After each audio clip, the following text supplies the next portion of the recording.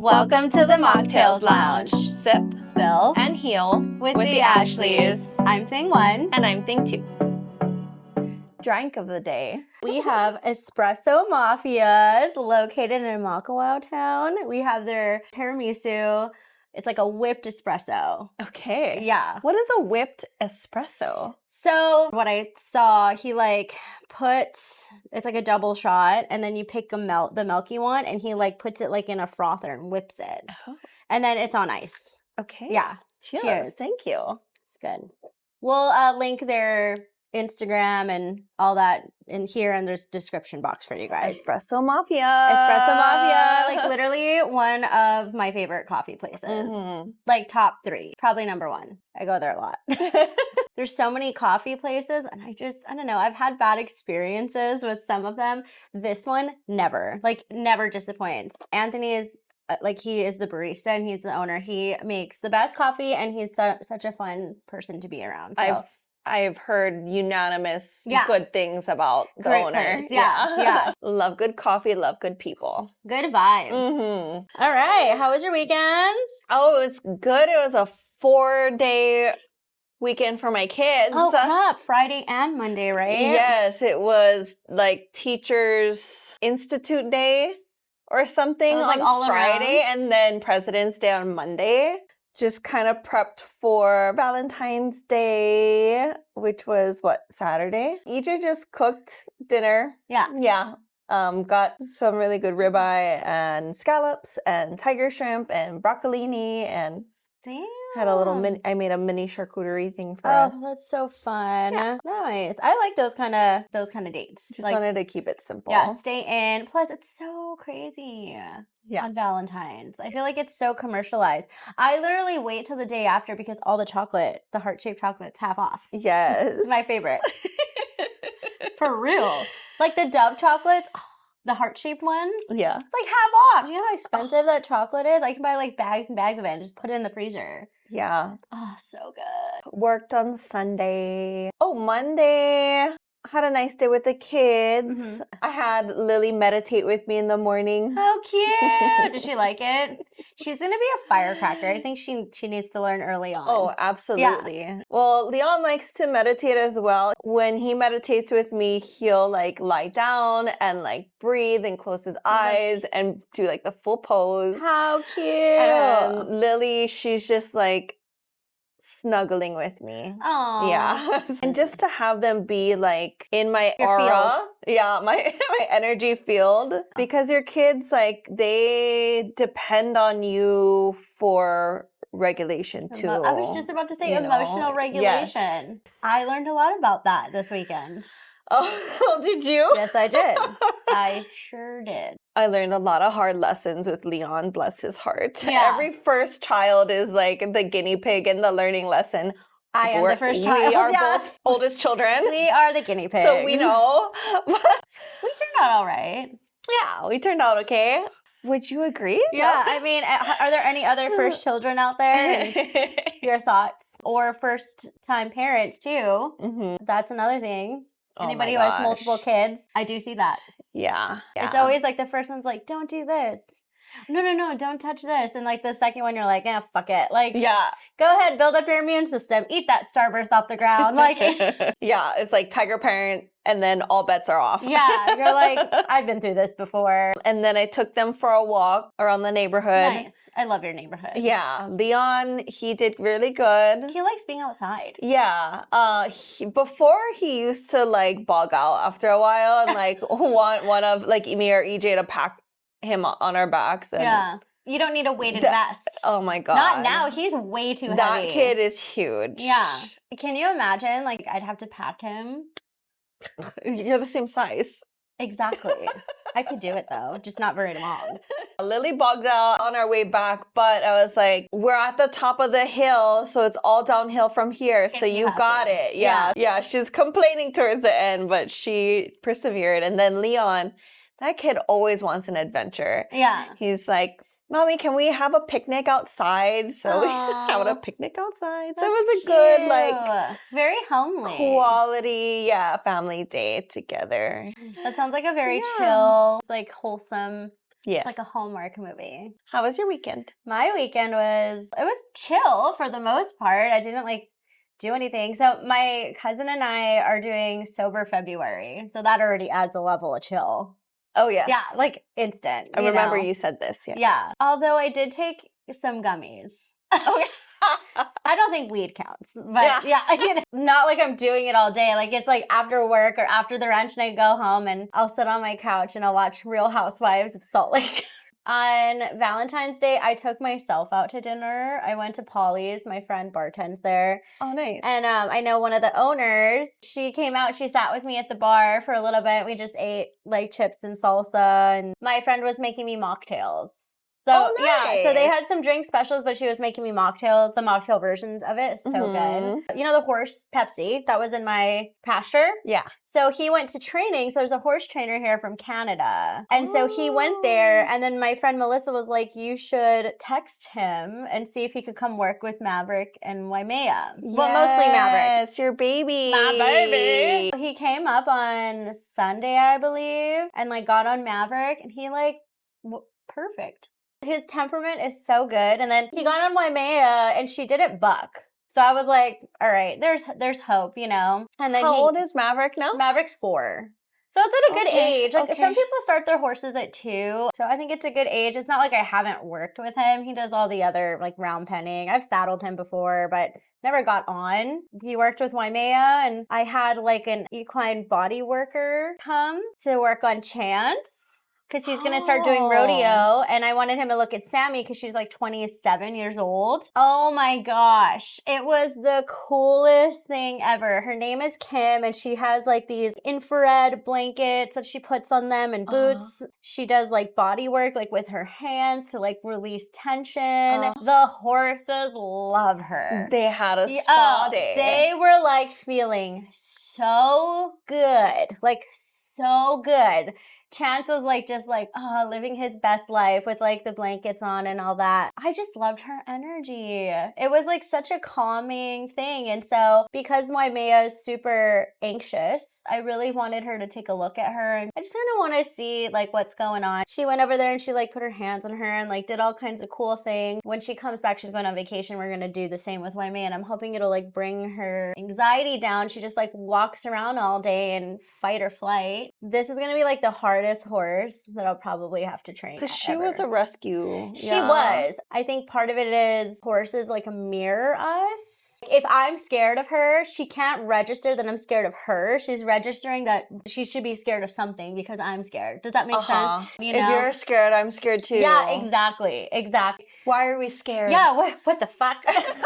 Like, she is teaching me a lot about emotional regulation. Once I saw this guy like get on her and I got on her and I could feel like her tension underneath me, but I was tense. And when we just stood there and just like our breaths, like she was like more like that. And I was like that too. And once we stood there for a good like 5 to 10 minutes, I didn't even do anything. I just sat there and started to breathe and like bring it down. At one point, we were like synced up our breaths. And like you could just feel her muscles go like this, like while I'm sitting on her. So I'm like, this is the horse that's really sensitive to everything. He gave me some really good tips, you know, what I can do. I'm not so much as scared to get on her now. It's just going to be a 2-person job. And it has to be done like consistently. Like I have to have someone hold her and lead her around before I can. Like Maverick, I just got on and he just goes. You know what I mean? Like she's not going to be like that. That was a lot. It was a lot, but it was awesome. I feel like if I can get her going, then I'm not really scared of any horse, to be honest. So she's going to take a lot more time than Maverick. But now I like have an idea of where I'm going. And I just needed to see somebody get on her and her not react in a way that was so explosive. Plus, you get their zoomies out before you jump on.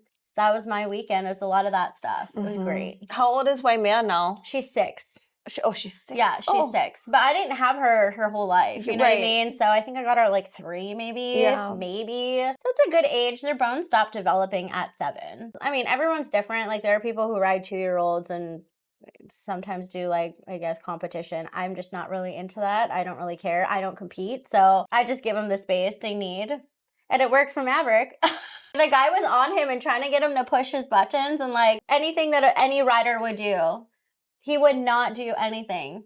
The trainer was like, he just really wants to be a good boy. I'm like, yes, he does. Oh. It was crazy because it was like the fire horse year starting off and you're leaving your fears behind. Like this is literal horse stuff, but my fear of Waimea, my fear of getting on Maverick, I like left it. I was like, I just need to do it. I just need someone there to like stand there. Like it's a safety thing. I felt like that was the last thing I needed to let go of. To move forward to the next step. And now you know, like, what their needs are. Yes, like, I know their needs, function. like, exactly, how their brain kind of works. And I also started reading a book on horse behavior, basically. It's been, like, astronomical in how I view all of my horses. Gotta bring Leon to see Maverick again. Yeah, you should. I remember they just connected, like, no problem. Yeah, I think they're both Leos. Probably. I think so. I thought they were both Leos for some reason. Yeah. I feel like they are. I think we established. I think that sounds about right. Yeah. And he's the only one I actually know his birthday. It's so sad. I need to like make birthdays for all my other ones. Like I'm just going to make them up. Like Chance is such a Cancer. Like he really fucking, he can have your birthday. Okay. There we go. Perfect. Emotional, but like loving. Like he's like, his nickname is Romeo. You and Chance have the same birthday. Okay. Easy to remember. I like ease of things. What astrological vibe do you get from Waimea? Oh God, Scorpio. Oh. Fucking psycho. Total Scorpio. You know what though? She does emanate Aquarius. She can be by herself. She prefers it. She would rather be in the vicinity of horses, but she's always doing her own thing. Always. She thinks she's a goat sometimes, so she'll climb rocks. She probably gets the most random fucking injuries out of any of them. You know, it's so funny, like, when we get to know our charts and, like, we see the rest of her signs, we're like, oh, that explains me so much more. You know what I mean? I was like, ew, a Scorpio? That is so fucked up. That's what a Scorpio would say. I've been put through the ringer with this ending of the Chinese New Year. It was all about learning emotional regulation and responding versus reacting. Yes. Girl, please. I feel this end of the Lunar New Year has been all about trying to not be reactive. Yeah. Oh, and then we also had that new moon on the same day. The eclipse too. The eclipse, yes. It's like, what are the chances? Did you have like anything like you were like, this is what I'm leaving behind? I did do like an activation meditation type of thing. I really got the sense of being more intentional with my energy. So I did a little experiment yesterday with that. Ooh, tell me. It's like an energetic affirmation that I just kind of came up with in that moment was, I'm happy to be here. So every time I walked into a new space or a new room or whatever it was, just saying that I'm happy to be here and seeing it with fresh, joyful, optimistic eyes.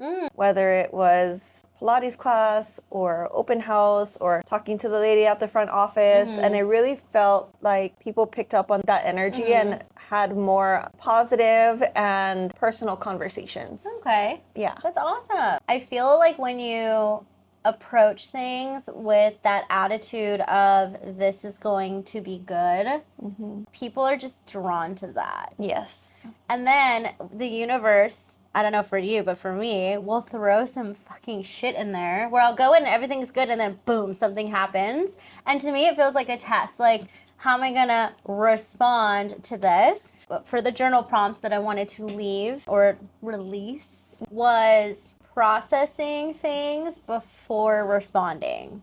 Like, not everything needs a response right away. Like, if somebody texts you, it is okay to wait a little bit before you send something. Or if somebody triggers you. Okay, like, I have an example. Okay. It might sound pretty fucked up, but whatever. Okay, so I went to Wyoli's house, which I go over here and there. And he likes to leave these containers on the counter by the sink, okay? And they're used, like it's his lunch container. We kind of have this deal, like I'll wash the dishes, but he'll wash his lunch containers. But he doesn't do it sometimes. So I'm like counting all the containers and I'm like, why is there so many containers? And I wanted to just like blow the fuck up. And I didn't. I washed all the containers and I took a deep breath and he was trying to like hug me. I was like, don't hug me. Just let me go through this really fast, okay? Don't touch me, okay? I'm mad that I have to do this. Instead of like yelling, which is what I wanted to do, I approached the situation and I was like, okay, I know we had a deal. I would like to amend our agreement. And the agreement is that you cannot have more than 4 containers or 5 containers on top of the counter. It's 1 a day for lunch. It really bums me out when I have to come here and this is what I have to do. Can we amend the agreement that you can't have more? And he said, sure, we can do that. And I'm like, okay. And then it was fine. But it was like relationship type of things. Like, I mean, it is his house. You know what popped into my head was my mom. Because my mom would see something like that and lose her shit. And that was my first reaction. I'm like, I'm throat punch this guy. I'm going to take all these dirty ass forks and put it in his bed. Like, I was so mad.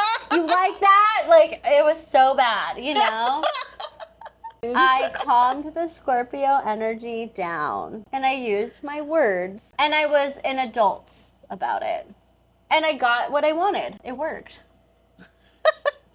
What? You think I'm crazy, don't you? Wash your dishes, brother. He does wash his dishes. It's the lunch containers. I'm like, you do realize, oh, look, I'm getting heated. But that's dishes. But that's not the first guy I've seen do something like this. Like, every guy has their thing. He just doesn't like doing dishes. Yeah. Yeah. Yeah, EJ and I, that was a big gripe because we both don't like doing dishes. Well, I don't either, but I will fucking lose it if there is too many dishes. Yeah. Just sitting, especially with food. Like, it just, ugh. How did you guys deal with that? Now it's to a point where, okay, whoever's washing the dishes, the other person's doing the floors and giving the kids a bath. Oh, okay. Yeah. Yeah. See, that's fine. Yeah. So that was my learning to respond versus react. Learning to respond instead of react. Not being so reactive applies to so much in our lives, whether with our spouses or with family or with kids. Oh, kids. Especially with kids, because as the parent, you have to be the one to set the tone and keep the tone. Not always easy, especially when they're mid-tantrum. And I'm not perfect. Like, you know, there's times where I will be like, I will snap and yell at them and tell them to go to their room or whatever it is, you know. I'll try the gentle parenting first.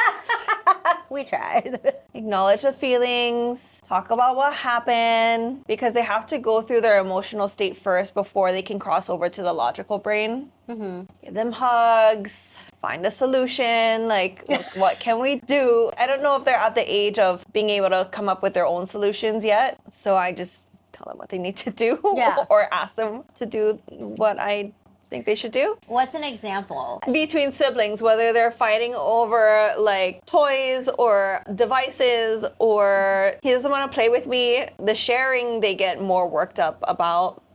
Oh, yeah. So what's your solution for a sharing issue? Whose is it? Okay. Or who had it first? Okay, so whose is it? How do you handle that? So, like, if Lily's playing with something that Leon, that's his. Because he should share, or should he not? I'm just curious. Okay, it depends if they have the same thing. Because I try to get, like... one of each. Yeah. Okay. Yeah. Just a different color or something. Exactly. If Leon's playing with Lily's, you're like, no, you have your own. Yes. Okay. Yeah. I don't think so. Go get yours.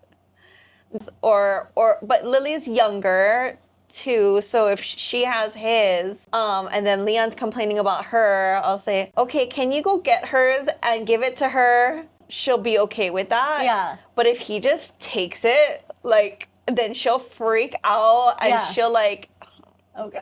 She gets violent. She will, she'll crash out. My favorite line is, be kind to each other or to whoever. Like, be kind to your brother. He's the only one you got. Yeah. Because we're not having no more kids. Yeah. Or vice versa, right? It's be kind to your sister. Yeah. And then sometimes Leon will say that to Lily Be kind to me. I'm your only brother. Oh, that is so cute. Yeah, that's like a good common one. I'm firm with my rules. Like, you have to do your homework before you can. Do anything Yeah. else, like a fun thing. Okay. Yeah, until you What get your about homework in done. your relationship? How do you practice emotional regulation? Well, I think it depends too. Like, a big thing is knowing how each other operates. Yeah. And how each other processes. Like, do they need some space? Because oftentimes, like, one person will need a longer period of time to process, and the other person will be like, no, we need to talk about this right now. That's me. Yeah. So there has to be some kind of middle ground, you know? It's probably better for everyone to have at least a little bit of time to process. Yeah, let the emotions settle. Yes. Every once in a while, having sit downs if something's bothering you, you know, like, can we talk about this or whatever? I've been doing a lot of breath work for my emotional regulation. I tend to crash out quite easily over you, for sure. There are certain people that can bring out the anxiety and fear and anger within me like no other.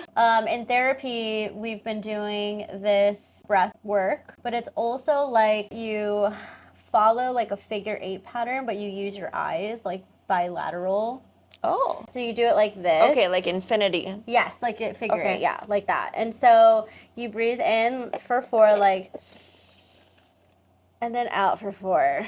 And you follow with your eyes. So you're like using bilateral stimulation. And then I'll listen to something on my headphones where it starts here and it goes like across to here and it just bounces back and forth while I'm like breathing. And that really helps me. I have a tendency to explode on things and get super overwhelmed and worked up. I like to focus on the greenery or the clouds. So what I'll do while I'm driving is if I'm like starting to feel something come up and I'm like starting to lose control, I will like look around at like the foliage and be like, wow, look how green that is. And like try to just really like pick something like a color. Not driving, and I'm just like hanging out, I will take a step outside and I'll look up at the sky and like zero in on the clouds. And even if it's like overcast, I'll just watch the clouds move and only think about that. If my mind starts to wander back to whatever problem I'm having, I'm like, wait, clouds.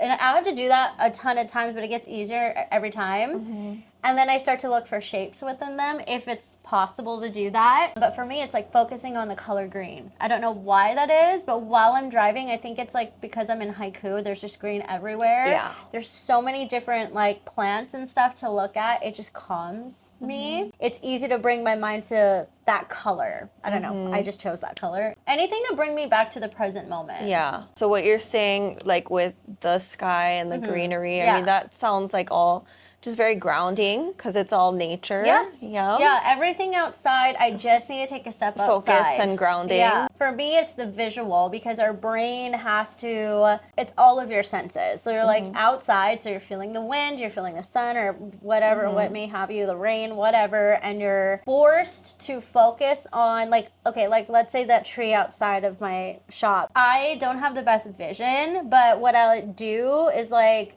look at the leaf and try to like zoom in on the leaf, and it just takes my mind off of the thing. So it's like, how much detail can I see from here? And it always brings me back.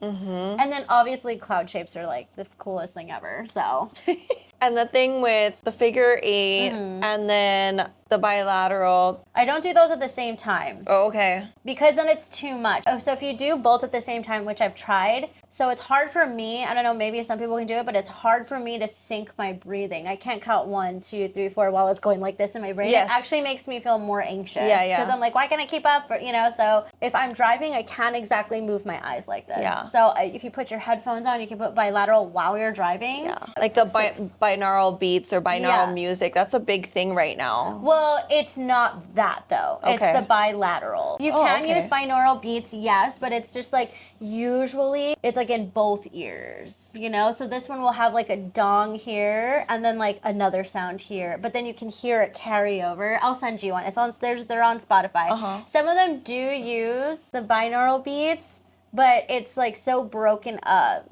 that side to side, whether via sound or visual, like I connect that with EMDR.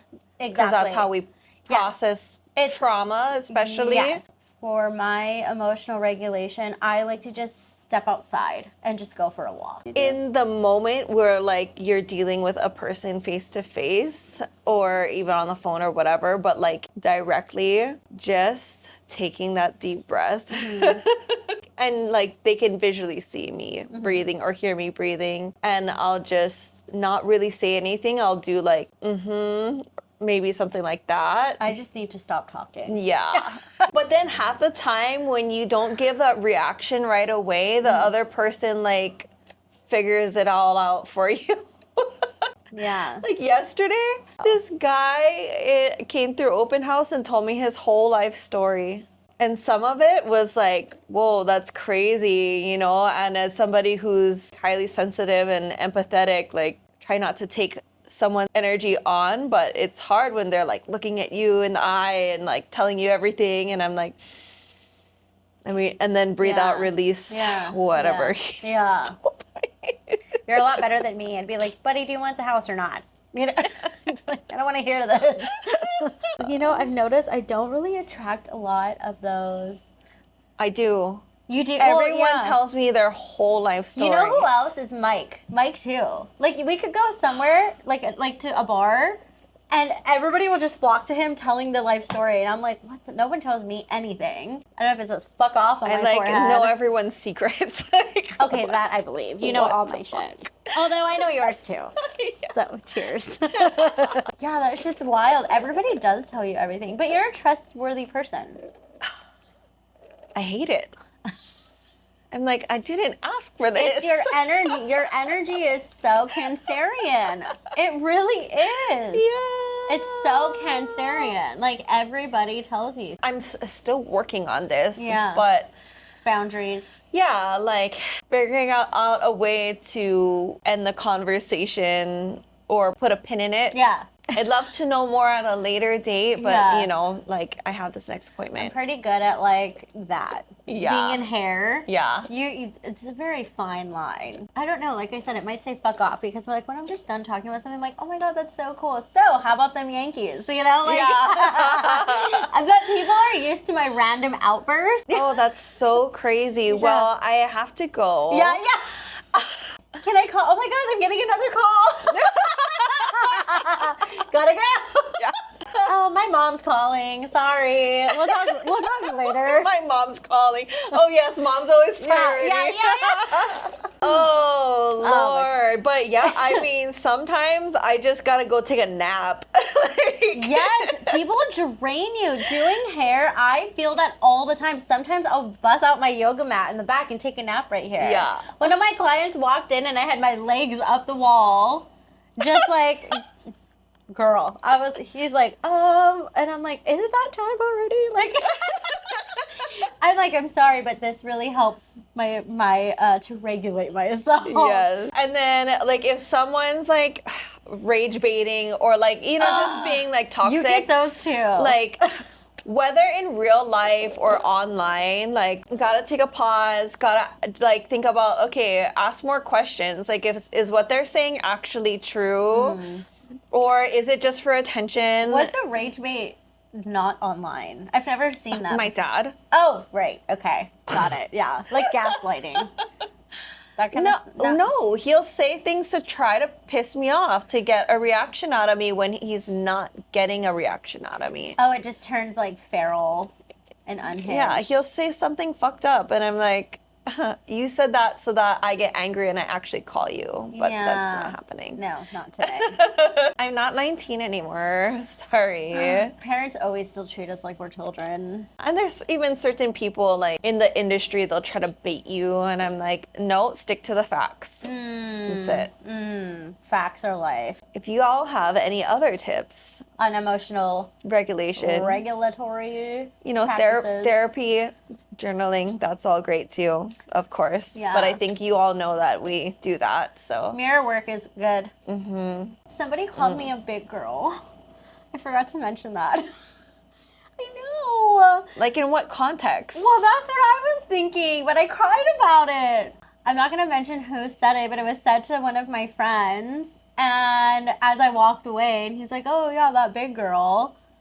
I'm like, dude, I'm 5 feet. How am I a big girl? Was that sarcastic? I don't know. I asked her, she's like, I don't know, maybe he didn't mean it like that. I'm like, how else would he have meant that? And it was a guy too.